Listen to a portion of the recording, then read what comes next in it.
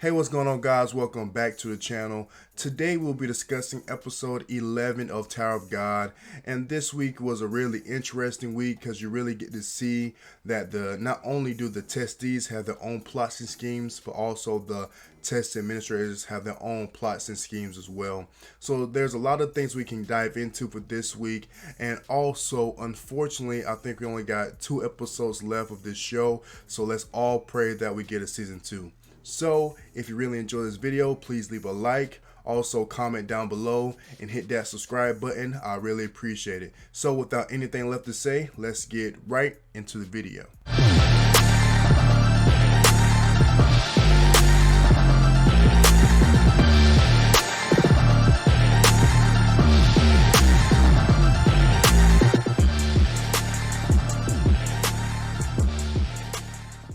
So episode 11 of Tower of God. The episode starts off where Bam is still trying to fight for Rachel because he wants Rachel to follow him up the tower. Now, like most shows, I know this is not a shonen series, but like most shows, once the main character achieves their goal, the show is over. Well, Bam achieved his goal pretty early on, and he got to find Rachel really early on. But he wants to continue up the tower so Rachel can get her legs and also achieve her dreams as well. So they're doing this test, which is called the underwater trial test, for Bam and all the other testees to complete. And if Bam succeeds, then Rachel will get to continue and follow him up the tower. So basically the test has Bam and Rachel in this bubble underwater, and their objective, which is a strange objective, is to get sucked up by these net seals queen. And if they get sucked up and eaten by the queen, they win. But there are these goblins that have these giant worms that are trying to suck them up as well. And also the other testees have to worry about this creature known as the bull. One thing I do enjoy about this series is the character designs. The bull, which is like just a monster animals figure thing, it has a really great character design, same as most of the characters in this show. It's kind of creepy, and it did kind of present such of like scary presence about itself. And I feel bad for our guy Shisubu, I can't pronounce his name, but you know, Tracksuit Guy, that's his name from now on, Tracksuit Guy.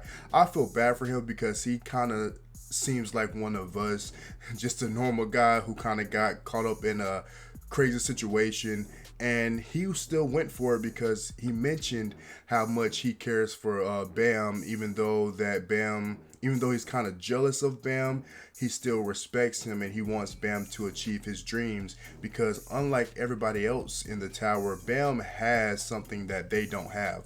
A lot of them already lost a lot, and Bam has what he wants right in front of him. So that's why Tracksuit Guy and all the other testees want to help Bam achieve his goal. Now, Tracksuit Guy saw the bull and he knew that he could not do anything against that thing, but he still went ahead and tried to fight it, even though he was about to die. But luckily, the two princesses, and I use it in quotation marks, the two princesses came and saved him from that, and they also used that as a way to test, because they always have like a who's bigger contest between the two on who's stronger and whatnot. So they have a contest on who can defeat the bull in time. You know, the other testees are doing their thing in the background, trying to actually do the real test, but there's still schemes under it. You know what I'm saying? So as we got to see last episode, I think the guy his name is Rin, and he works as like a royal enforcer for King Jihad.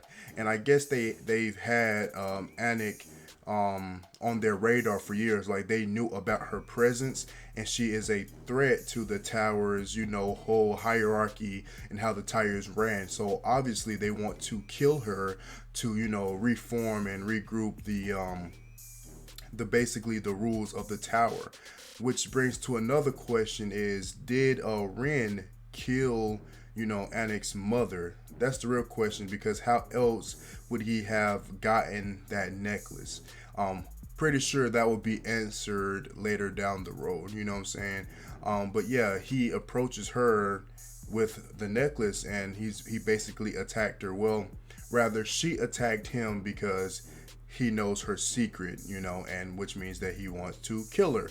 So she went after him, and also the other princess, I'm just gonna call her Cat Girl because everyone in the show has weird names due to the fact that is, Korean, and it's kind of hard to say all their names. But she also got captured by the bull, which kind of does a callback at the beginning of the episode where the girl, her name is Nari, she has the ability to control animals, and she mentioned that she can only control smaller animals, but a person that's like a ranker control like bigger animals, which we got to see last episode when Ren tried to attack. I think his name is Yu Hung San. It's different in multiple translations of how you say his name, but he attacked him with like this giant serpent. So clearly, that guy, and which was shown at the end of the episode, has the ability to control animals to a certain degree. So he was using the bull to lure those two in to take out Anak and get the 13 month series weapons back. So that's really interesting to see. And like I said, that the testees have their own plots and schemes that they are trying to accomplish within the tower, but also the test administrators and other people that work within the tower have their own agendas as well. So he's playing as like a teacher to to teach the wave controllers how to use their abilities, but he's also there to basically kill Anak and take back the weapons and give back to the king of Jihad. So at the end of the episode, he did actually stab her through her chest, and I'm pretty sure she's going to make it through next week's episode, but still, that shows how strong he is as a character, because we kind of got to see that the princesses of Jihad are like top tier level characters. Like, there's not many characters who can go toe to toe with them, and he basically took her out in one shot with no difficulty whatsoever. You know what I'm saying? So that goes to show how strong he is. And also, it has me wondering who else are part of the Royal Enforcers division. You know what I'm saying? There's probably a lot of stronger people within the organization that we probably won't see this season, but we should see in later seasons how strong that division actually is, for him to be able to take out not one but two princesses. Even though I understand that Anak is not technically a princess, but she still has that high level of power, and he did take out the actual an actual princess as well. So that guy is really strong and is really a threat to this universe. I would say he's one of the strongest characters that we have seen. And also that we know that Yu Hong San, the test administrator, the one that drinks all the coffee, he is also he's probably stronger than Ren, like way stronger than Ren too.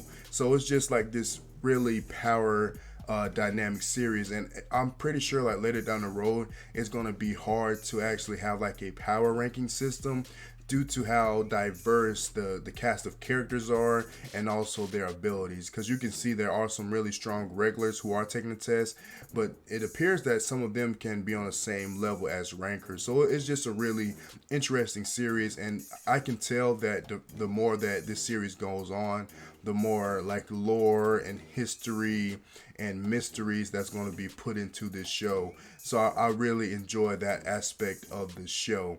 So again, the underwater trial test that they are being put on was actually like a hidden ploy to get Anak out of commission, basically kill her.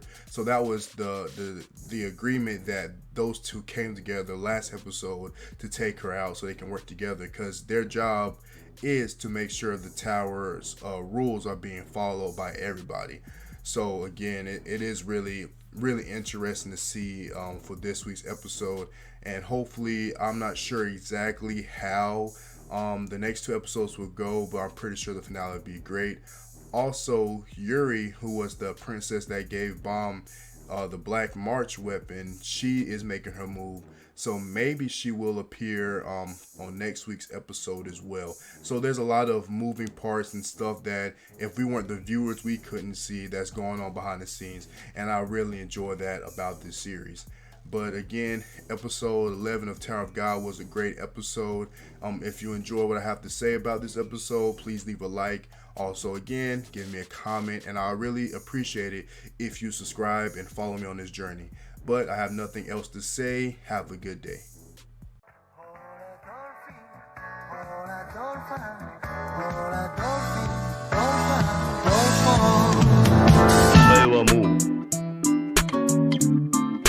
오